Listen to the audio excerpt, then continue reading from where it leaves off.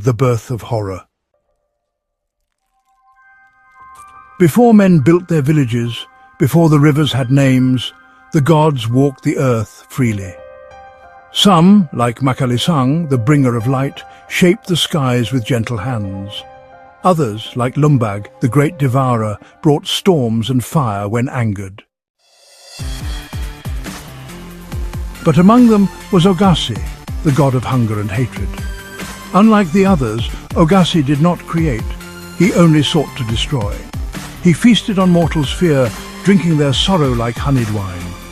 But as time passed, humans learned to fight back. They called upon the gods of the sun, the sea and the winds, and with their prayers, Ogassi's power waned. Furious, he sought to forge a creature so powerful, so unstoppable that no mortal could ever challenge him again. From the depths of the earth, he carved bones harder than metal. From the howling storms, he stole the breath of a hurricane. From human hatred, he wove a heart that could never bleed, falter and love. But the heart was not enough. It was still and lifeless. So, Ogassi reached into the blackest void, the place where forgotten gods whisper. And there, he found something older than the world itself. He whispered a curse into the stone heart, filling it with an undying hunger. Thus, the Makarallig was born.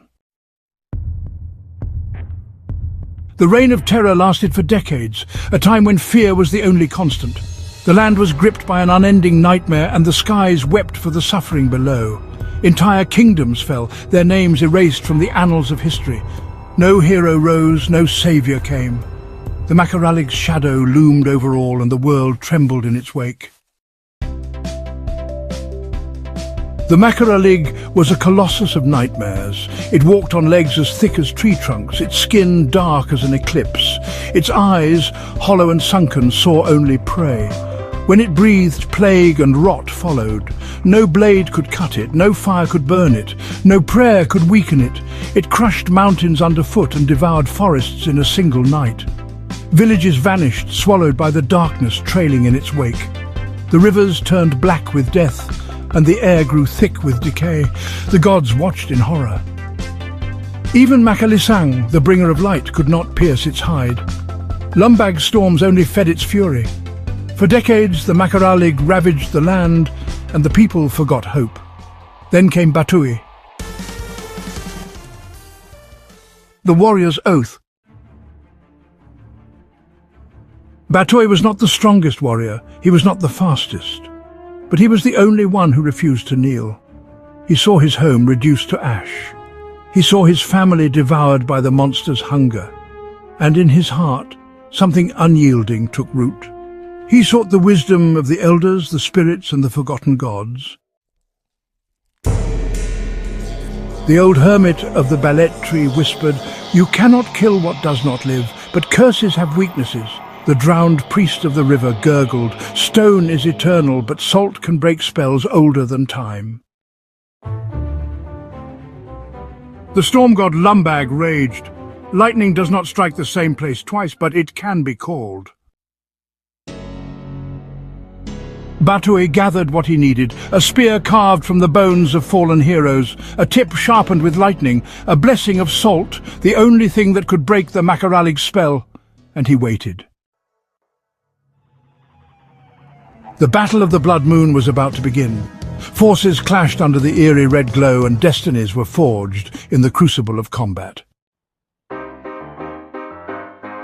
On the night of the Blood Moon, when the Makarallig came for the last of the villages, Batooy stood alone. The beast roared, shaking the heavens. Batooy charged. The first strike shattered against the monster's skin. The second strike deflected like a twig in a storm. The Makarallig laughed. But Batooy was patient. He had studied the monster. He had listened. He did not aim for the heart. He did not aim for the flesh. He thrust his spear into the Makarallig's mouth, forcing it down its throat. The lightning exploded inside. The salt burned the curse. For the first time, the Makarallig screamed, its body convulsed, its skin cracked, and for the first time in eternity, it knew pain. The beast collapsed, its massive form trembling, its hollow eyes staring at Batooy in hatred and fear. Then it shattered. The curse lives on. The people rejoiced, believing the nightmare was over. But Batooy, panting, did not celebrate. He saw the way the earth writhed. He saw the way the monster's rotting flesh did not vanish. Instead, it changed. The Makarallig did not die. It became a mass of leeches, thousands, millions of them, twisting and slithering through the land. They crawled into rivers, into the swamps, into the shadows beneath the trees. Each leech carried the essence of Ogassi's curse. Each one waited, and when the air grows thick with decay, when the rivers turn black, when the leeches come crawling from the mud, it is said that the Makarallig is not gone. It is waiting, waiting for another heart to turn to stone, waiting for another soul to claim. The legend never ends. It is said that if you walk the forests alone and you feel something wet and cold slither across your skin, do not scream, do not move, because if you look down and see a single leech crawling toward your chest, it may be too late, for you may become the next Makarallig, and Ogassi will smile once more. The end.